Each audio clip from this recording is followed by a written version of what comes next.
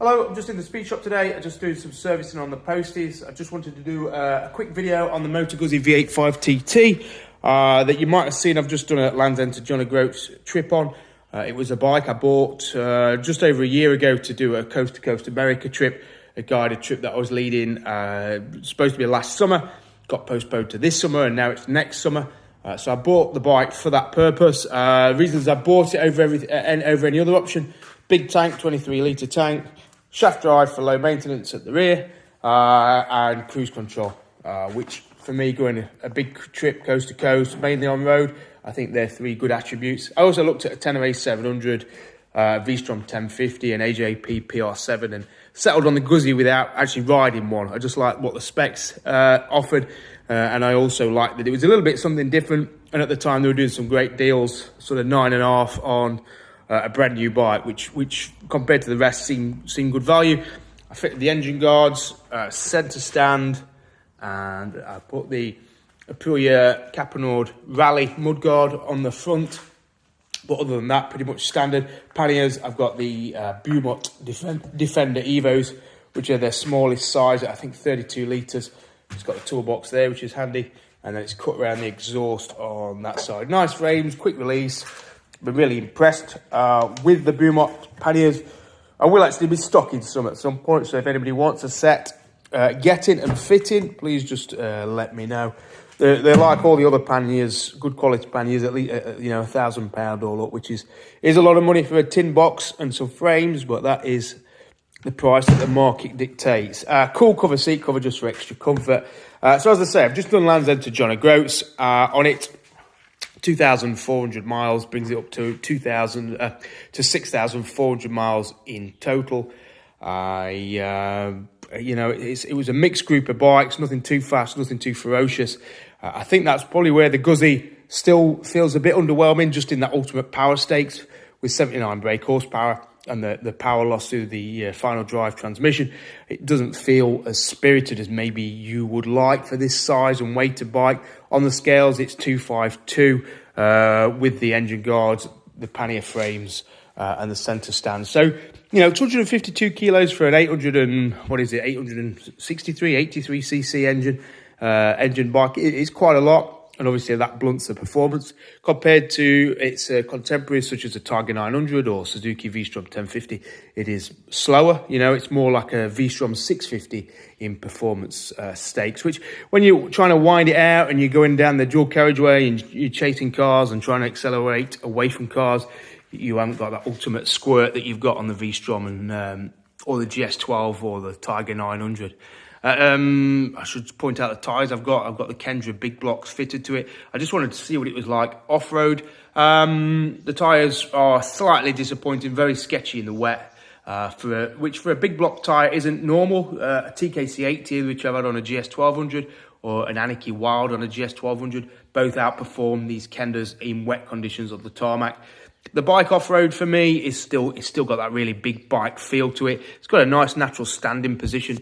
You can get comfy on it easy, and I think you could do plenty of gravel tracks, but it just lacks a little bit of finesse, both in its steering, throttle input and suspension, to make it a real keen off-road bike. People will jest, but a GS1200 does have those attributes. I used to own one, and I used to do a lot of trail riding on it, and I used to really enjoy trail riding on it. This Guzzi, for me, it's just a bit blunt in the off-road department. But in fairness, I don't think many people are going to be buying it to ride it off-road. You might be noticing it's missing an engine guard that lost a bolt midway to Scotland, so just took that off. I think it exposes one of the slight flaws in the quality of the Guzzi, the downpipe and the cross pipe across there. It corrodes quite quickly on these. It's not been used in salt or wintry conditions, but it certainly deteriorates quite quickly. Also, the front engine cover, I've seen those delaminate and get pot marked, mainly through a bit of salt, road salt, and also the spray off the front tyre. So that's another weak area at the front. But otherwise, fit and finish is really good, and it's what I like about the Guzzi. It's got a nice premium feel. So for less than £10,000 bike, which is still very expensive. Let's not underestimate how much that is. But it's got lovely touches to it. I like its design. I like its ergonomics. I like its seating position. I like its riding position. I like the sound of it. I like the feel of it. It's got that basic old-fashioned rumble to it. when you blip the throttle, it's got the rock of the engine, which you no longer get on the GS12s and things like that. So it's got a lot of character to it, and I think probably it's that still shines through for me. Dynamically and objectively, I don't think it's the best bike in class. I think in every way, as a day-to-day bike, as a V-Strom 1050, a Tiger 900, an F850 GS, all outperform it pretty much in every capacity, I would say. But for me, do they have that sort of passion or intrigue or interest or sense of occasion that the Guzzi has? And I think that's possibly where, if I had the choice to buy again, I would buy again the Guzzi, just because I like the way it feels, looks, sounds, and it is something a little bit different. Ideally, a little bit more power, 10 brake horsepower, probably more what I'd like more, and I think what they've addressed with the new edition, the 2021 Euro 5 bike, is they've just made the throttle a bit sharper. I find it quite a dull, blunt throttle input, which for off-road riding, when you just really need a lot of finesse and slight input, you don't really get it with the Guzzi. It's got quite a dull pickup. Also, almost like there's some slack in the system on the ride-by-wire. And I think for the new one, they've cured that. Obviously, the new one for 2021 has got spoked tubeless wheels rather than these tube ones, which I think is a big upgrade. I know there's arguments for and against tube and tubeless. Some people, purists, think that a tube tyre is better for when you're off-roading, because if you dent a rim, it'll still hold air, etc. But I think for the type of bike this is, where most of it's going to be on road, for me, the convenience of just being able to plug a puncture on a tubeless rim is much better than having to try and wrestle a stiff-walled tyre such as this Kenda off in the rain at the side of the road at midnight or whenever you're trying to get it off, and then to patch a tyre up, then to nip a tube when you put it back on, and then the entire faff of trying to fix a tube tyre at the side of the road with a stiff-walled tyre.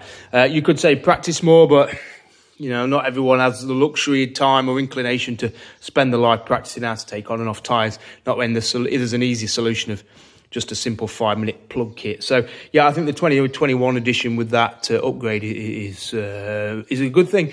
Don't think they've been able to move the key position, which is a little bit fiddly being down there. I always seem to get me key ring twisted and that a bit stuck. The screen's not very good either. I like it cosmetically, visually. I don't like a particularly tall screen, but this one doesn't seem very good at directing air away from your helmet, so I get a lot of wind buffeting on this. There are bigger screen options, they give you airflows and things like that, but to me, they look a little bit police patrol bike and ruin the look of the bike. So I've left it as it is. I've moved around. There is a bit of an adjustment in the screen, but it doesn't seem to do a lot. So really good earplugs are the thing you need. On the Scottish trip, or the Land's End to John O'Groats trip, I had a squeaky rear linkage, which just involved taking that bolt out, bringing out the bushes and just putting some grease in there, which seems to have cured that. Other problems I've had, the final drive did leak not long after I got it. There was a recall on that. The recall work had been done, but it went back in, and so far, touch wood, no more problems with it. There has been a few gremlins on the forums. I'm on the V-Strom owners forum and on the Guzzi owners forum, and I would say almost 5-1 the problems on the Guzzi owners forum versus the V-Strom owners forum. A lot of it's niggles, a little bit of oil seepage, a gasket's failed or a sensor's failed. So I think you have to understand that if you're buying something like this, you possibly are going to get a few more annoyances than if you'd buy a Japanese bike or like the V-Strom.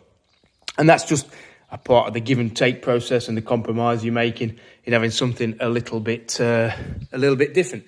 So no regrets in buying it. I think the problem for me is that it will only really shine in the environment in which I bought it for, which is a coast-to-coast America trip, which I still think it's by far the best bike in that category for it. As I say, I like the way it rides. It's all day comfortable, an easy 550-mile ride back down the motorway from Scotland on the last day. Got a good tank range, 250 miles if you're taking it steady. I was getting sort of 60 miles to the gallon on the open road and about a 55 mile per gallon average. That's UK. It carries its weight well. I like the cruise control. The cruise control coming down from Scotland was a godsend. I just set it at 72. It saves my arm getting tired and my shoulders getting stiff. I can shake out my arms and it means I can do better distances without having to stop as frequently. I also like that it's a very simple instrument cluster. I was looking at the Pan America Harley the other day, and it's got buttons galore on both sides, where this is very simple. Cruise control, indicator, mode to flick through your average fuel and things like that, trip meter. And then it's got riding modes, which are operated oddly by pressing the starter button to cycle through between road, off-road and rain. There's barely any difference in the throttle feel of all of them, all of those modes. And so I hope they've improved that for this year. And I think that really comes back to my ultimate conundrum with the Guzzi, is that I think for the money I spent, I could have got a 4-year-old GS 1200, which weighs about the same, has got 40 more brake horsepower, has got more finesse off-road, easier to get parts, arguably more reliable. And so there is a little part of me that thinks, should I just have got a second-hand GS 1200? Because I love the bike that I used to own. It was a 2014 bike, 20,000 miles, no problems with it, really enjoyed riding it, sold it to pay off some debt. Should I have bought another one of them? You know, that's it. That's where I'm on the fence a little bit with the Guzzi. If I was comparing like for like new bikes, I'd choose the Guzzi. If I was factoring in second-hand bikes, then a good 4-year-old GS 1200 might just pip it. For the simple reason, what I love about the GS is that the electronics work on it. On the Tiger 900, the electronic suspension and that just seems complete gadgetry, you know, just gizmos for the sake of it. On the GS 1200, you put it into off-road mode, it would soften the suspension, it would soften the throttle input, it would almost retune the bike for off-road riding, put it into on-road mode, and it would retune it for on-road riding. And I think the multiple dynamic capabilities of that bike with that electronic setup just made it such an all-round bike for when you wanted to do two-up riding, single fast-paced riding, or off-road riding. The Guzzi just is what it is. It's a basic bike. You know, it's got suspension adjustment, but it's pretty much, as you get it, that's what it's going to do. Would it be an enhanced with a really nice electronic suspension jet setup and things like that? Yeah, I think it probably would. But then you'd be adding a couple of £1,000 to the price, and then it would become a difficult bike to justify. So all in all, glad I bought it. Glad I've spent some time on it. I'm not going to sell it yet. I did try to sell it. Nobody bought it. So that's probably a sign that it's to be kept a little bit longer, to do a few more miles. And I think that's the plan. Get it serviced. It's a 6,000 mile interval. Not the cheapest, I've got to be honest. People complain about BMW servicing, but the Guzzi is getting on for £300 for a 6,000 mile service, which is a little bit steep. So, you know, for such a basic engine as well. So it's probably something out of warranty I'll look to do myself or get a local dealer to do. So that's it, Moto Guzzi V85TT, 6,000 mile interval. I would certainly say take a test ride on one if you're interested. They're not for everyone. They're a bit more mechanical and agricultural than some of the modern alternatives. They take a little bit more time to connect with and get the feel of. But I think the reward is certainly there. I just still wish I'd got that red one that I was after.